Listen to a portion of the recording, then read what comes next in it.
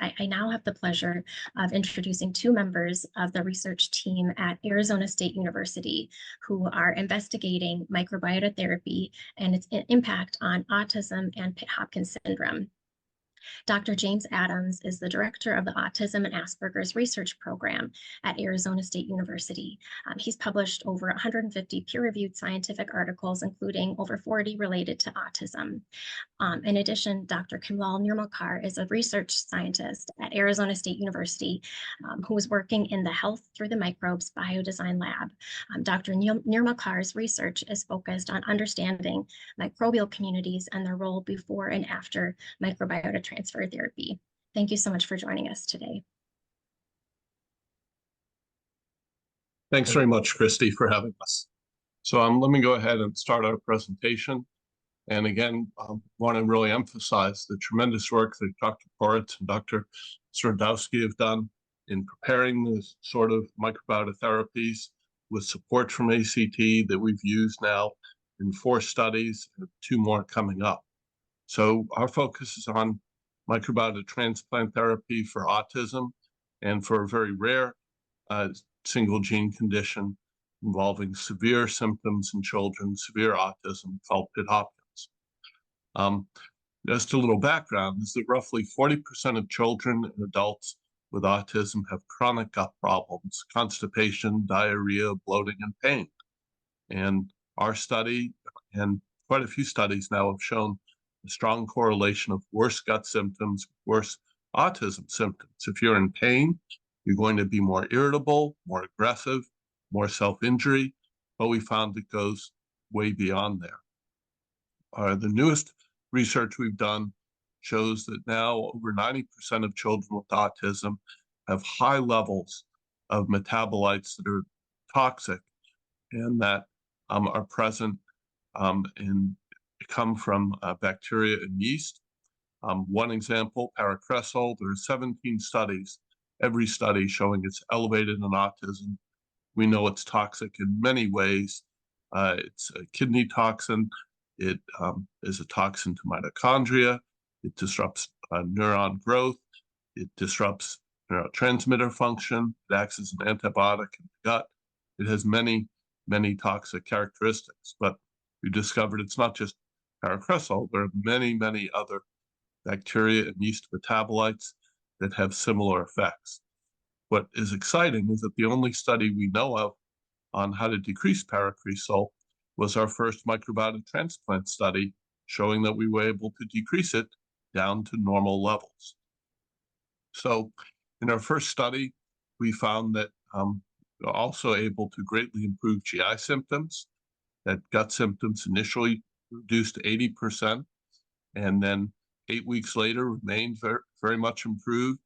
And then 2 years post-treatment, still most of the gut benefits had continued, although one child lost their benefits after taking antibiotics. Now, these children with autism have very poor diets, very limited diets. So it's impressive that we see that amount of duration in those children. What was even more exciting is that autism is viewed as a lifelong incurable condition. And yet we found that at the start of our study, over 80% of the children had severe autism, and we were able to greatly reduce those symptoms. So at 2 years post-treatment, our expert evaluators reported less than 20% of the children had severe autism, 40% mild to moderate, and 45% were below the cutoff for even mild autism. They still had symptoms, but it's very promising. This was an open label study. So we then went on to do a randomized double-blind placebo-controlled phase 2 study with 56 adults. We found that it was very safe. The treatment group actually had fewer and less severe adverse effects than placebo. We had a medium effect size, 10 weeks, and then half the participants we treated an extra 8 weeks and saw even more improvement. On average, the adults who had had these severe autism symptoms since infancy, as adults, we were able to reduce their symptoms from severe on average down to mild on average at 18 months post-treatment. So very exciting. and also seeing substantial improvements in their gut symptoms as well. So that's enough for us to justify a phase 3 study. We also worked with children with Pitt-Hopkins. It's a severe single gene disorder. These children can't talk. They have very limited walking ability. This is a picture of an 8-year-old girl who's just beginning at 8 years to learn how to walk to a limited extent. They have very limited IQ, about that of a 1-year-old, and they have severe lifelong GI issues. This even led to deaths of some of them. We conducted a small randomized placebo-controlled trial. Again, we found the treatment was very safe, found 80% reduction in gut symptoms versus 30% for placebo, 90% reduction in pain versus 29% for placebo, and improvements in many other symptoms as well. So this is just a plot showing in green is the level of improvement, higher is more improvement for the treatment group, blue is the placebo, and you can see for the many different symptoms we looked at, the green bar was higher than the blue bar for almost every symptom, from GI to irritability to social ability, anxiety, etc. It's just a big help for these children. A comment from the director of the Pitt-Hopkins Foundation. He says the results were astonishing, the children who participated. She says all of the children who participated saw an improvement in GI. She said that other families saw improvements not only in GI, but in mood, behavior, and irritability, and there were no adverse side effects. And more than a year after ending the trial, benefits are still continuing. But the question is, could we have even more benefit if we change the dose? We need to learn a lot more about optimal dosing. And many of these families would like to have a repeat dose to see if there's even more benefit. So let me turn it over to my colleague, Dr. Nirmalkar, who's done some exciting work on the microbiome. Thank you, Jim. So here we are seeing the microbiota results using 16S sequencing, and changes in different microbes. We observed that Faecalibacterium, which is known butyric acid producer, was increased after MTT. So here we are seeing on the left side of the box plot where Faecalibacterium relative to abundance was significantly decreased after vancomycin compared to the baseline. But when they were given MTT treatment at the end of MTT and the 3 months of follow-up, this bacterial relative abundance significantly increased more than 20 times. So that was great to see how the improvement happened. We did not see comparing with the baseline with the follow-up, but also this great change happened after MTT comparing with the vancomycin, which we did not see in case of placebo group. Jim, next. We also wanted to know how much microbes actually come from the donor into these participants after MTT. So we did this engraftment calculation where we can see, Jim, next slide. That we observed that 15 to 19% of engraftment happened in this participant end of MTT and the follow-up, which we can see here in the green bar on the which is for the donors coming from the engrafted into this participant.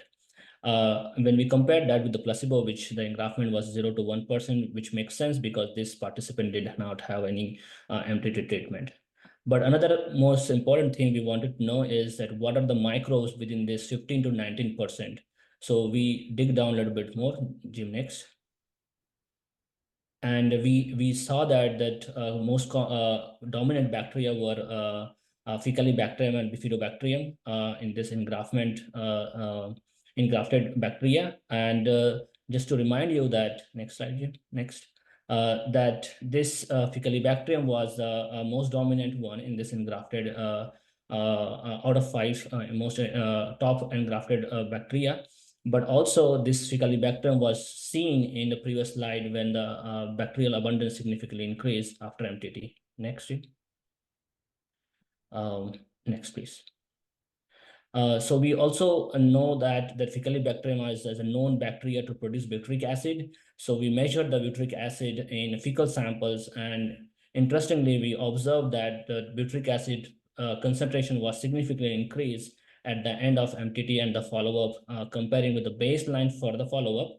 And that shows that that probably this Faecalibacterium are the one which is actually influence the production of the butyric acid. And butyric acid is one of the primary energy source for colonocytes or intestinal cells and also for the as an anti-inflammation marker, and which we did not see in case of the placebo. Next, please. So just to summarize the microbiota results here, that we did observe 15 to 20% engraftment, mostly dominated by Faecalibacterium in treatment group compared to placebo. And we also observed this butyric acid producer bacteria Faecalibacterium increased more than 20 times in treatment group compared to the placebo group, along with the butyric acid concentration, which was increased after MTT. That indicates that how much impactful was this MTT trial, and could be also associated with the how this could be one of the reasons that how GI and the symptoms improved after MTT. Thank you. Next. Thank you, Ken. So in addition to all that work, and based on the success of that work, we've now been able to move ahead with a second study for Pitt Hopkins. We just started that a couple months ago. We had opening for 20 participants, and we've now enrolled 19, so that's moving ahead very well. We hope that this study will be enough to lead to FDA approval of MTT for Pitt Hopkins. They've granted us both orphan drug designation and pediatric rare disease designation. Also, just last week, the FDA approved our next study for autism, which is a dosing study to determine what is the optimal dosing. If we're able to go to even higher dosing, will that yield even more benefit than we've seen so far? So it's just been approved by the FDA, and we hope to start that study in the next couple of weeks. So overall, the big picture is that our study for Pitt Hopkins has been, we completed our first study. We've starting our second study. That study will finish in a year, and then we hope to apply for drug approval, and hopefully in about 2 years, if all goes well, it may be on the market. In addition, we've done these 3 studies for autism. We're now doing our dosing study. We need to do one more larger study, a phase 3 study, because for autism, you have to go all the way to phase 3. And then after that point, then we'll be able to apply for drug approval. So we're getting closer. And we're very grateful again to the help from ACT and the huge help from the University of Minnesota team. So many thanks to ACT and all the supporters of ACT for your help. You're really making a difference in these lives of children and adults with autism in Pitt Hopkins.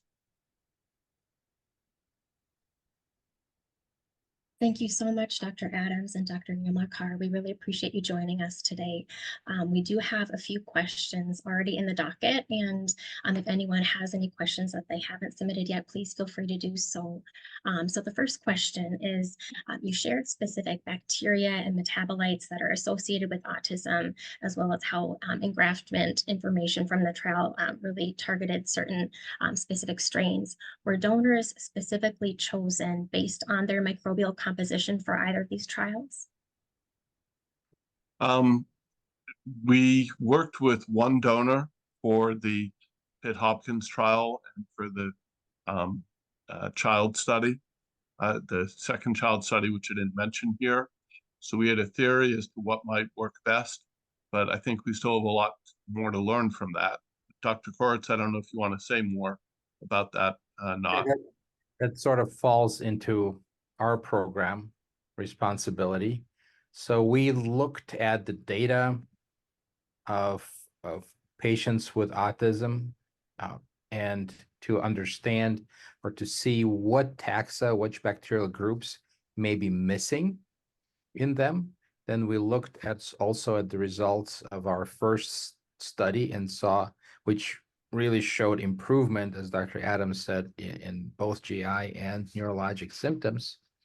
And then kind of put it together to come up with the first rational scheme of what kind of donor microbiome we want to pick. So we definitely used some rational selection schema. We think probably more work is needed going forward. Maybe we have enough for the first generation product, but I don't see that this research is going to stop there. It needs to continue, and products need to be refined and become better and better.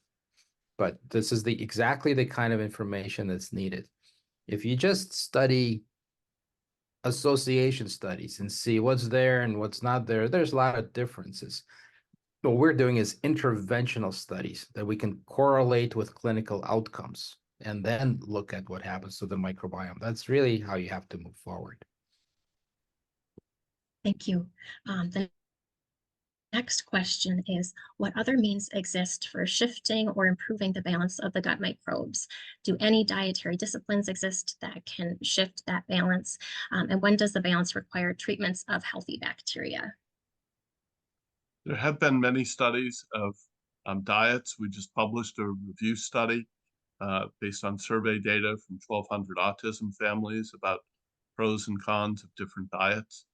The problem is that children with autism, because of the neurological symptoms, can often be very difficult to change their diets. And I'd say that the research on the diets is limited. That it does appear that a gluten-free, casein-free diet helps a subset of children with autism. We know from 3 studies that they tend to have low levels of disaccharidases, especially low levels of lactase, the enzyme needed to digest the sugar in milk, lactose. So that makes some sense for them. But in general, because children with autism prefer very much the sameness, they often eat just a very narrow selection of a few foods, the classic example being chicken nuggets and French fries.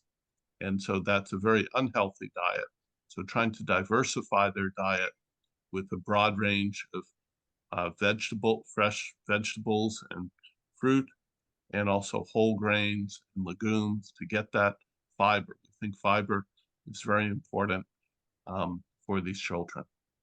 I would also add that if you don't have the right microbes to actually use fiber to the first place, your diet is just not going to have the same impact. That's been shown in animal studies, and that's probably what's happening in the Western population in general. As diet is fiber poor generation after generation, we're literally starving our microbe friends out of existence. So that's part of the rationale here. We're giving healthy microbes back, and then they can actually benefit from a healthy diet. Thank you so much, Dr. Quartz and Dr. Adams. The next question is, do the paracresial levels stay low post-transplant? We've only investigated them at the end of treatment. We have not yet done long-term studies, but we have sent off several hundred stool samples for analysis. And so ask us again in a few months. Fantastic. We will plan to do that. The next question is, I know you talked about optimal dosing and looking at making changes in upcoming studies. How do you determine that optimal dosing level and creating that protocol for each trial? Well, in our study for adults, we investigated 4 different dosing strategies. The FDA asked us, for example, do we need to pre-treat with vancomycin, which has been shown by itself to be very helpful in temporarily treating autism symptoms and GI symptoms. But when you stop vanco, the benefits are lost.